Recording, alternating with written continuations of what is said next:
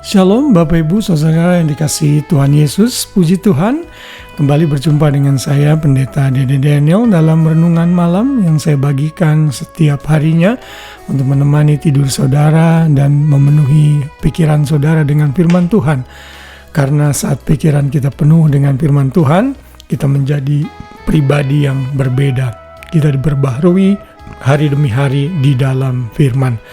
Dan kalau sudah diberkati dengan renungan ini, bagikan kepada orang lain, forward kepada sebanyak mungkin orang, dan juga subscribe kepada channel GB Immanuel sehingga saudara mendapat video-video yang baru dari pelayanan kami untuk memperluas pemberitaan Injil dan menjadi berkat bagi tubuh Kristus tentunya. Haleluya, pada hari ini, hari Minggu 26 Mei, saya percaya saudara semua sudah beribadah di gereja masing-masing.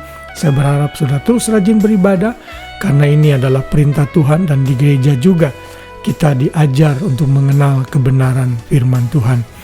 Dalam renungan malam pada hari ini, saya menyampaikan dengan judul Injil adalah hikmat Allah, yang diambil dari 1 Korintus 1 ayat 18 yang berbunyi demikian.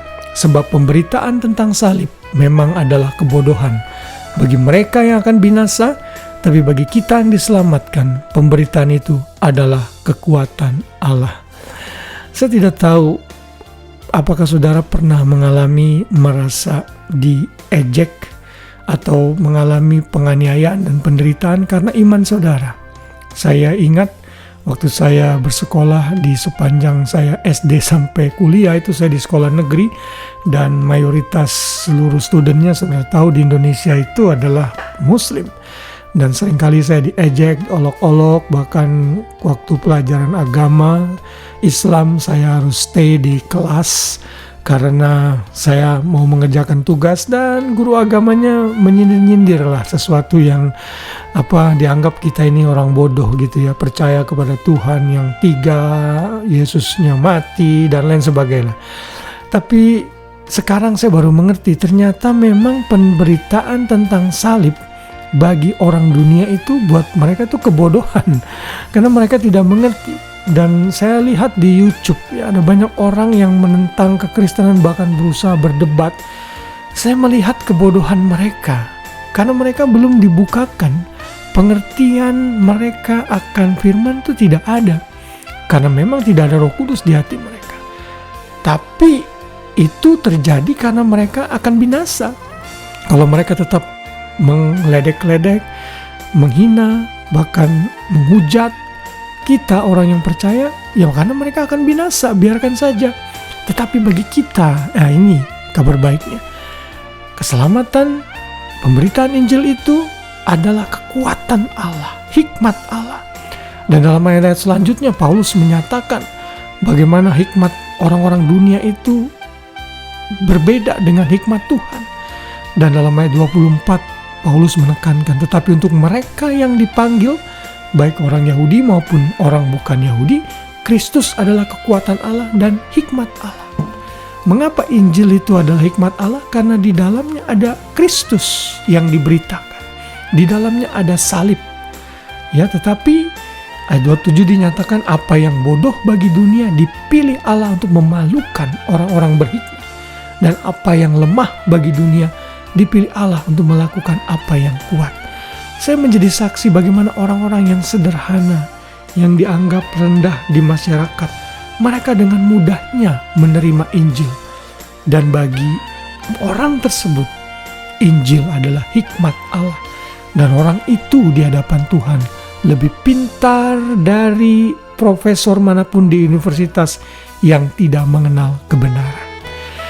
Kalau saudara sudah ada dalam bagian orang-orang yang seperti ini, bersyukurlah, karena saudara sudah memiliki hikmat yang sesungguhnya. Hikmat yang tidak sama dengan dunia ini, yaitu hikmat di dalam Kristus Juru Selamat kita. Karena itu jangan pernah malu dengan imanmu, jangan pernah malu dengan kepercayaanmu, dengan Kristus yang kau miliki. Orang dunia yang akan binasa yang seharusnya malu, biarkan mereka binasa.